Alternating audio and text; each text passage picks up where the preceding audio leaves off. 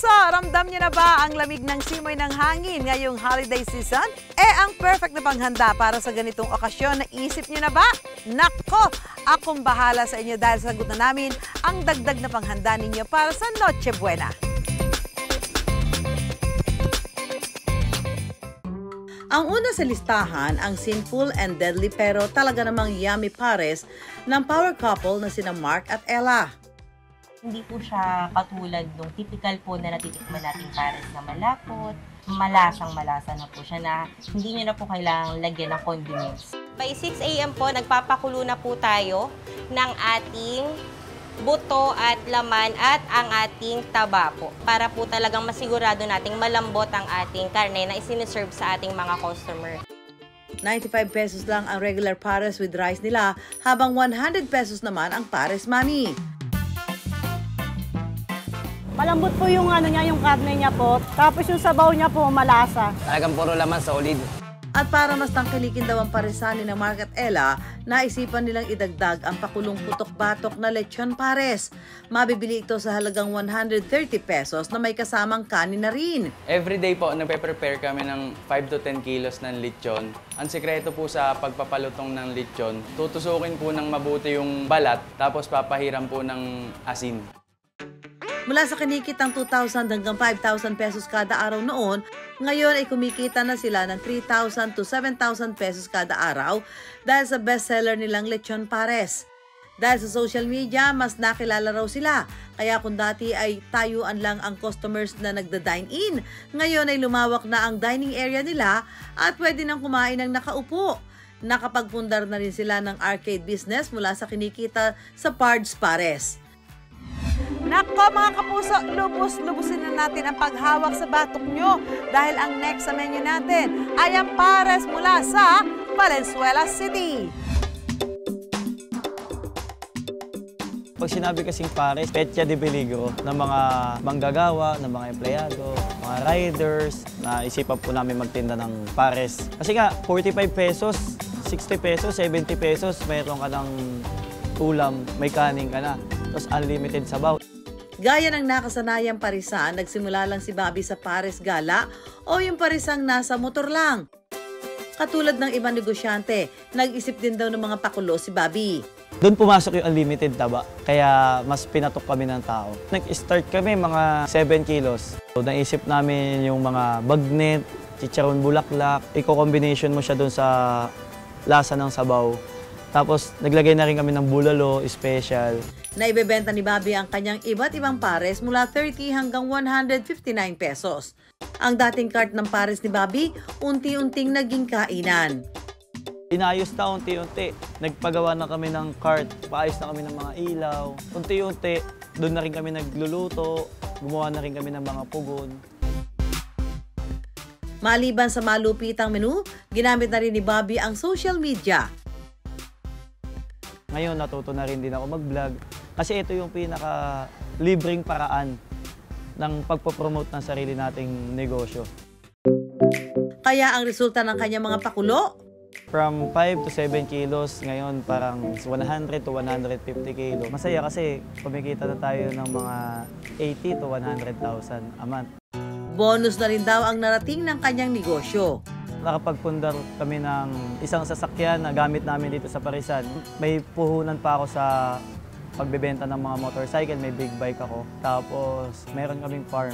Ang sarap sa pakiramdam, masaya. Kasi yung dating ikaw lang yung nanghihingi ng tulong sa kanila, ngayon ikaw na yung nagbibigay sa kanila. Isa sa mga paborito natin mga Pinoy ang bulalo. Kaya ang next na ihahain natin ay ang nag-uumapaw na sabaw. Ang mag-asawang April at Marlon, anli sabaw ng bulalo at anli rice, ang panlaban para mas dagsain sila ng tao.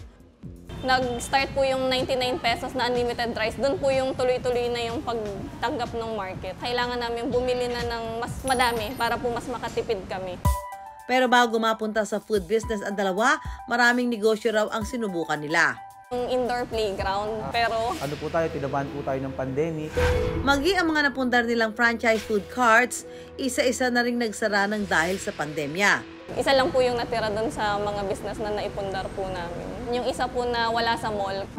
Mula sa kinikita sa natitirang milk tea cart, nag-isip sila ng pwede pang pagkakitaan. Nag-open po kami ng mini grocery. Binenta namin yung isa pang branch ng milk tea, pero nalugi din po yun. Maging sa pag-uukay-ukay, hindi rin daw ito nag-click.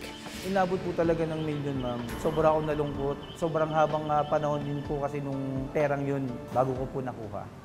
Sa kanilang pagbangon, naglaan ng maliit na kapital ang mag-asawa.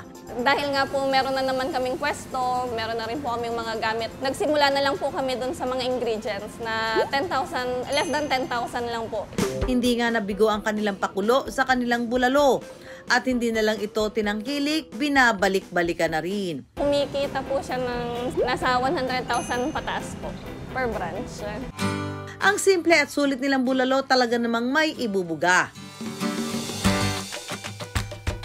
Gamit lang ang karne ng baka, bone marrow, asin, paminta at patis, makakagawa ka na rin ng bulalo na gaya ng hinahain nila. Kapag napaghalo-halo na ang mga sangkap, pakuluan lang ito ng nasa 2 oras para lumabas ang natural na lasa para ang bulalo taste kuhang-kuha. Nakapili na ba kayo ng perfect idea? Pwes dagdagan natin ng isa pa. Crispy pata na may sabaw ng bulalo pa. Yun ang naisip namin kasi yun yung produkto namin, yun ang menu namin. Goto bulalo, tsaka crispy pata bulalo. Kung iisip pa kami ng ibang sabaw, masyadong mahirap na. Kaya ginawa namin, pinirito namin, ginawa namin yung sabaw ng goto bulalo, isinama namin sa crispy pata bulalo. Maliban sa gimmick, naging patok din ang presyong abot kaya ng paninda ni Erlito. Dahil ang isang order ng crispy pata bulalo, 99 pesos lang, may kanin pa. Nag-umpisa ako ng 10,000 siguro dun sa baka, sa pata. Kung ano yung naubos sa akin, sa benta, binabalik ko po ulit yun. Kahit ano lang matira sa akin, basta kung ano yung stock ko, binabalik ko ulit kinabikukasan yun para kahit maliit lang ang kita ko, para umikot. Bilang resulta, ang kainan ni Erlito tuloy-tuloy pa rin ang nagiging kita. Minsan kumikita tayo ng 9 o 10 isang araw. Minsan bababa naman sa 4, 5. Hindi po parehas Ang kinikita niyang nasa 10,000 kada araw, aabot sa 50 order ng kanyang produkto. At kung noon 3 kilo lang kada araw ang kanyang kailangan ihanda, ngayon aabot na sa 30 kilo ng pata ang napapaubos niya. Simple lang daw itong gawin. Ipiprito ang pinakuloang pata, saka ito lalagyan ng sabaw ng pinagpakuluan ng laman at buto ng baka. Nilalaan ni Erlito ang kanyang negosyo at kita para sa kanyang pamilya. Yung hirap nyo, nakikita nila kung ano yung hirap ng naranasan dito, ginagawa nyo, pakisama, makiharap sa customer ng maganda. Kaya pursigido si Erlito na mas makilala pa ang kainan na binuo niya at lalo na ang produktong hinahain niya. Meron po kami sa online. Talagang kailangan aralin natin to. Hindi basta-basta nagluluto ka. Kasi ang titikim nito, kakain nitong masa. O hinay-hinay lang sa pagkain ng matataba ngayong Noche Buena. Huwag magpapasobra para mas ma-enjoy ang Pasko kasama ng buong pamilya.